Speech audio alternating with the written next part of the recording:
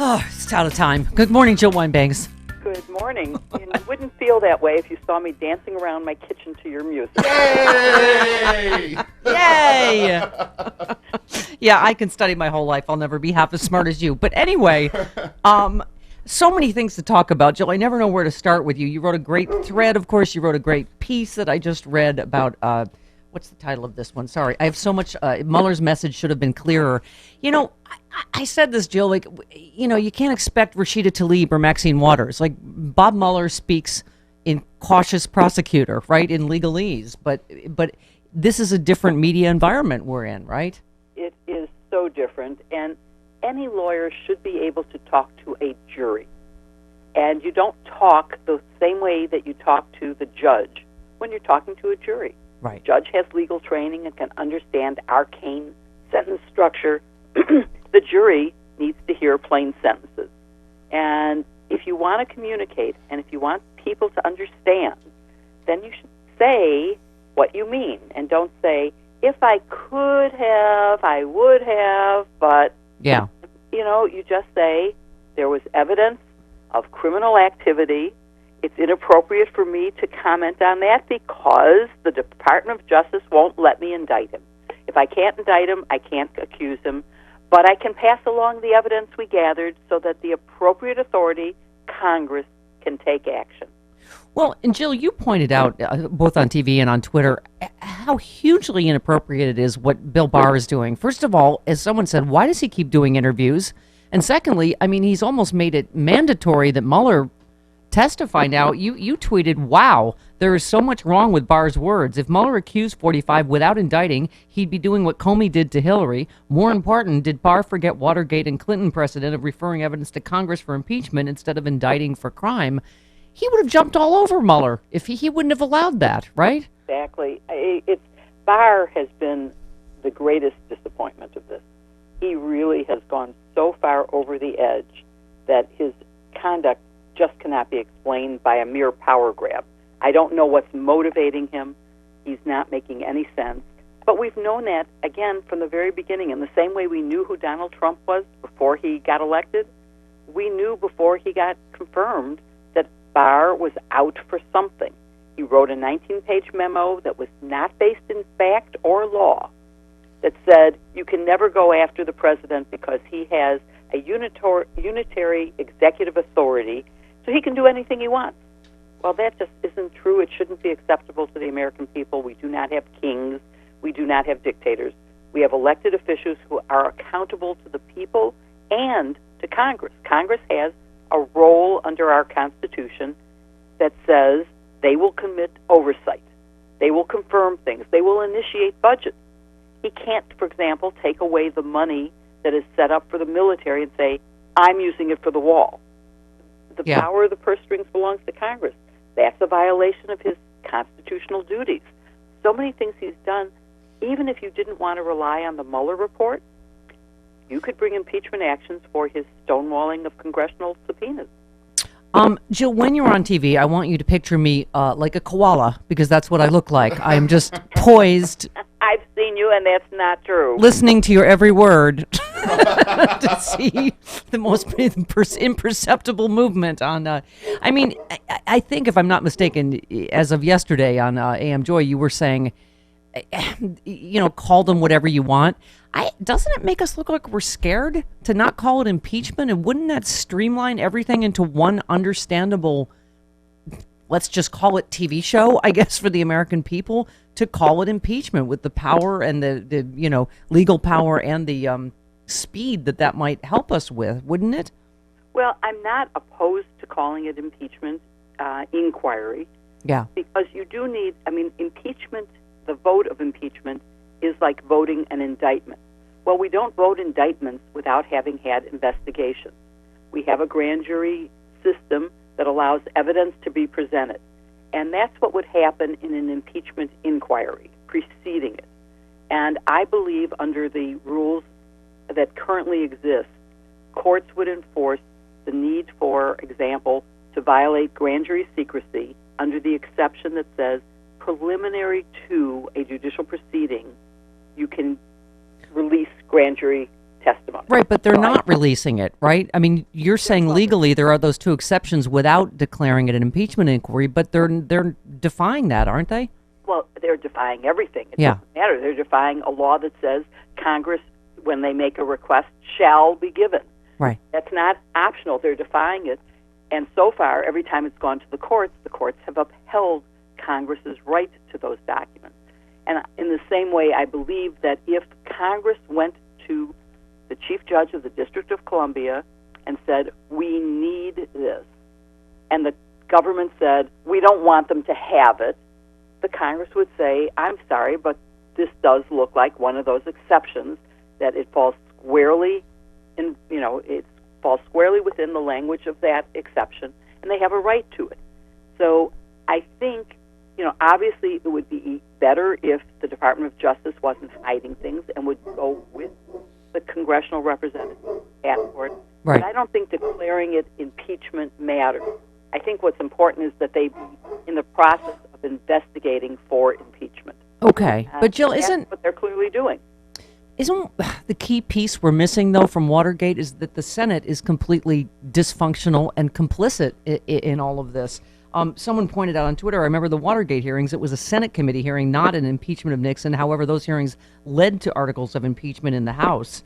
But doesn't this fall more on the House in this situation because of the situation of the Senate? It does, because you've seen the Senate throughout the first term when there was both a majority Senate and a majority House.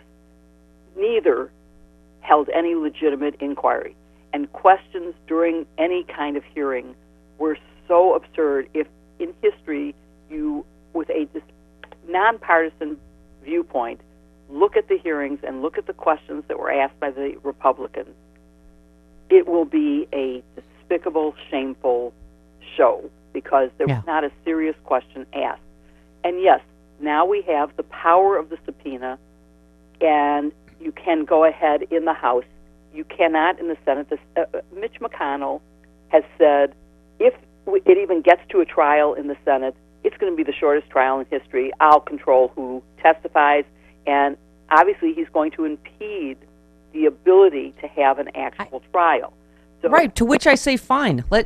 Once we hear all the evidence that you and I both know we have, put the Senate on record. Let them show the American people how complicit and cowardly they are in the face of all this criminality, don't you think? Well, I agree with that in one way, but I may be the biggest Pollyanna ever in the history of the world, because I still believe that when facts come out, people, including members of Congress on the Republican side, will start to feel like they can no longer defend him. Do a full Amash? They will turn Amash, yes. But do you remember there was a town hall for Amash?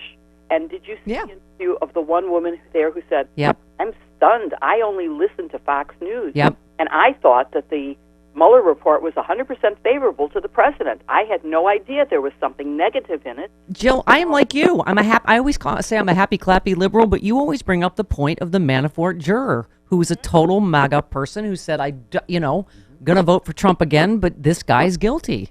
Exactly. And I think that when that gets out in a way that's digestible, the Mueller report is not digestible. Even the thread that I tweeted trying to use language similar to his, but putting it in simpler sentences. Yeah. I mean, somebody tweeted back saying, all you had to say was 2 words. He's guilty. Guilty and AF. I suppose in the end, that is indeed what the thing said. You could have said, this is not exoneration. This is a referral to Congress. That's really what the report is. Yeah. And well, I mean, it was clear to me, and I'm sure to you, what Mueller was saying. But here's my point, Jill. The other thing people say about Watergate is, and we've talked about this, if Nixon had Fox News, he would have gotten away with it. Well, I would argue that because we have Fox News now, this is why we have to go forward with impeachment. Because I hate to say it like this, we have to put on our own TV show, right? Yes, exactly. And although I did get a great idea from a Twitter follower, and I sent it on to Rob Reiner. He's going to be on in about 45 minutes. Mm-hmm. Okay, well, I sent this to him, and he actually responded to me. And the idea was for him to get a group of actors to play the role. Oh. I mean, obviously, we have a Mueller already and Robert De Niro, right? Sure. So get some actors who will do the report. Yeah. All the stuff that's in the report that can be put into dialogue. That's great. That can be put into a script. I mean, I'd help write the script.